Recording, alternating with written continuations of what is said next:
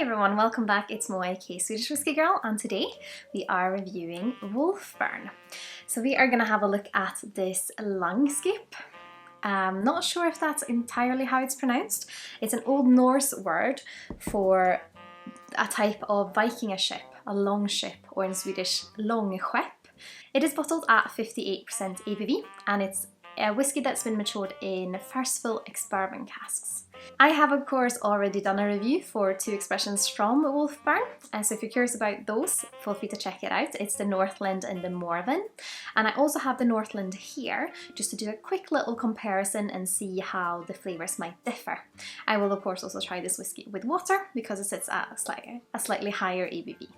And Wolfburn Distillery is of course quite an interesting one as well. It is located very high up on the mainland here in Scotland, in Thurso?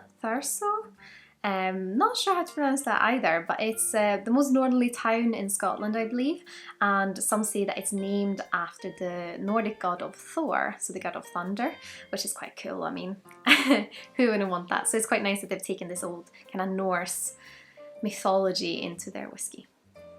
And they of course also have the sea wolf on the bottle, which is kind of an old Scottish tale that if you saw the sea wolf, it would bring you good luck. So maybe it will bring me good luck trying the whiskey as well. We'll have a little look. Start by having a look on the nose. Ooh.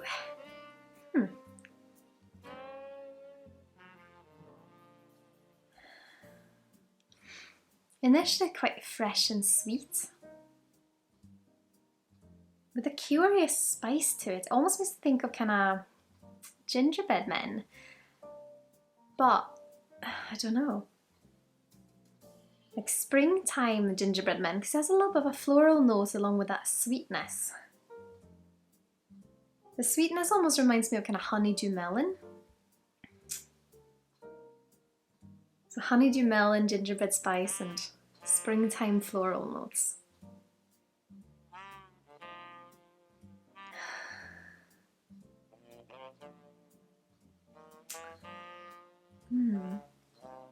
It's a lovely nose, and it's quite intriguing because there's quite a lot going on.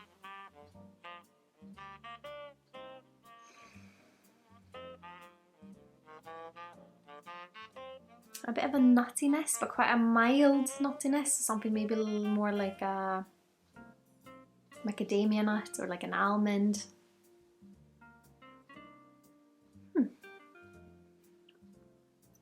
Clings to the glass really nicely, like it feels like quite an oily body to it, but it's natural colour, non-chill filtered. But let's have a little sip. Slàinte.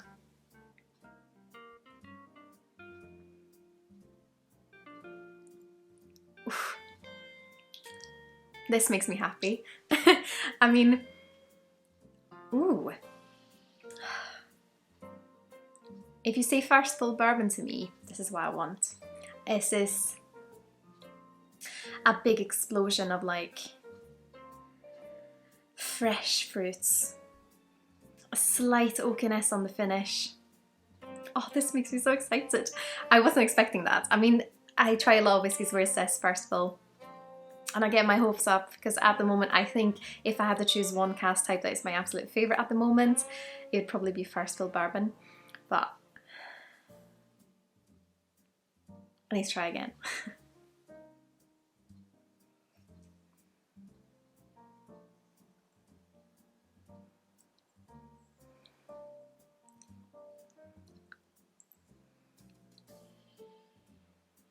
It definitely has like an apricot or like a almost like orange fruitiness to it. Big, bold, fresh, like a lovely fruit bowl where every fruit you take, it just tastes like exactly what you want it to taste like. It still has the gingerbread spice, which is quite fascinating to me. And on the finish, it leaves kind of a cloves meat oakiness. So it's a really kind of nice big burst, like a bomb going off with fruits and just this big, clean, crisp fruitiness. And then it kind of settles down and you get this highway of cloves and oakiness. And quite a robust oakiness that it could be the spice that enhances it, but it just, the memory of the whiskey is gorgeous.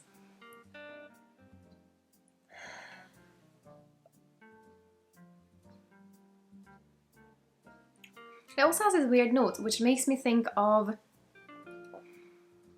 like Christmas almonds. So like when you've roasted almonds with a little bit of sugar to it, because it's, I don't know, it's just this kind of mild nuttiness alongside a really kind of sugary vibe, like very much like white sugar. Interesting. I mean, it definitely has a bit of a kick to it, sitting at 58, yeah? Just double checking, yeah, 58. And it leaves this warming sensation, but because the other flavours are so delicious, I could probably sit and sip a glass like this. I don't know if I would sip two, because I think it would be a bit too much alcohol for me, because I mean, I love whiskey, and I love what it brings, and I think the alcohol does make a lot for the texture and the kind of sensation of it. I don't actually like getting drunk, so I sip my whiskey quite carefully, and it would maybe be a bit too much because it does have a burn to it, the alcohol, so I am going to try it with water. But I mean, if you like a big punch of flavour and you're just sitting with one, having it throughout the evening, I definitely think you can drink it at 58 as well. But let's add a little bit of water. That made me in such a good mood today. Thank you, Wolfburn. And of course, also to say that this is the latest Somerton Club bottle. It's a club where you pay £50 every other month, and every other month you get a bottle of whiskey. And what I really like this month is that it was a surprise, so no one's posted about it on Instagram that I've seen anyways, and it was just a surprise when I opened it. I got my bottle. At first I didn't know what it was. I opened it and I was like, what's this? And I was like, oh, interesting. And I was a little bit disappointed last month because I wanted it to be like a general expression from a distiller that other people could get a hold of, but they had a club exclusive, which of course, if you've been a club member for a long while, you might really appreciate because you get something really special. But for me, my aim to join the club was to get a lot of these general expressions that I might have not tried before, because they had a really nice lineup of whiskies that I thought seemed really intriguing that they'd sent out before. So that I got something like this month really made me happy, so can't wait to see what we're going to get in 2 months' time again. But of course, let's start by having a look on the nose with the water. More floral, I would say now.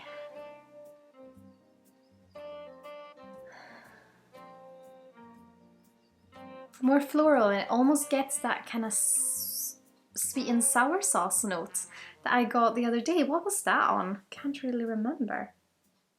Oh, I think it was Whiskey Row, actually. I mean, it might sound weird to find a sweet and sour sauce note in a whiskey, but it's nicer than you would imagine.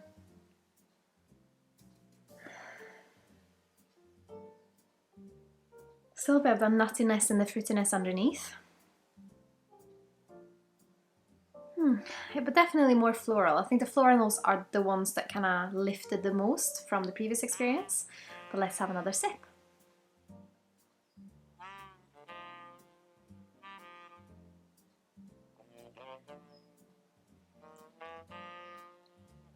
The oaks and the spice really came out.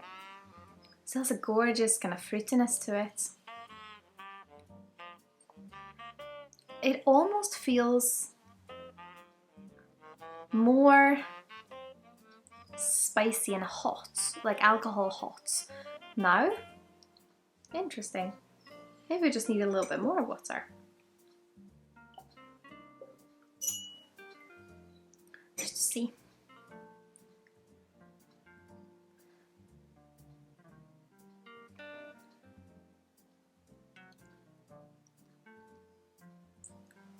Yeah, that calms it down a bit. Still has that floral note that's been lifted, and it's like a springtime, sweet, sunny floral note. I don't know, it reminds me of trying, I don't know what they're called in English, Syrianer.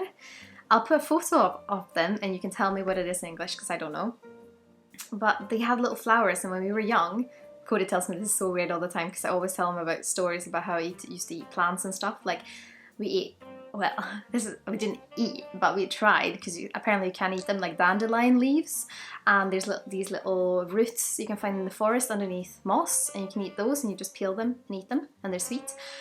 But also these little Syrian blommor, so flowers that you take off, and if you kind of just taste them, they have the sweetness on the other side. I'm not recommending anyone to eat plants, and I think I was a weird child, but that's kind of what it reminds me of, this kind of sweetness, the summer, the kind of soft, yeah, lovely climate.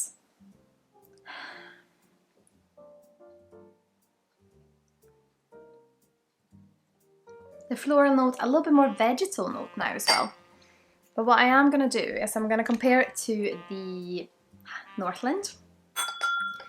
I didn't want to compare it to the Morven because the Morven's peated, I believe, so it was just a little bit of a weird... Sometimes it's difficult to find the same character if you're looking in a peated one.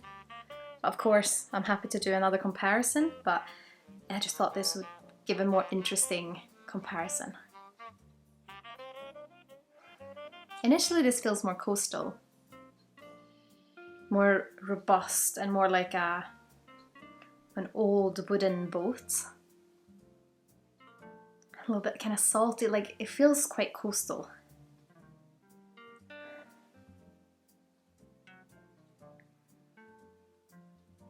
On the palate as well, it's...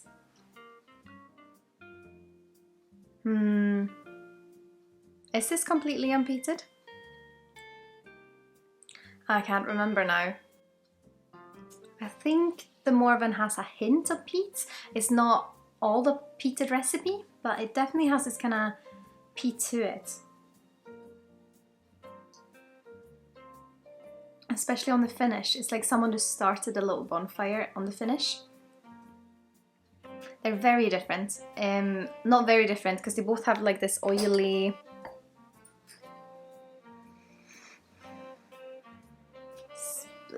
oily character, kind of fruity oily character, but I think the Morven definitely has more of a peat influence.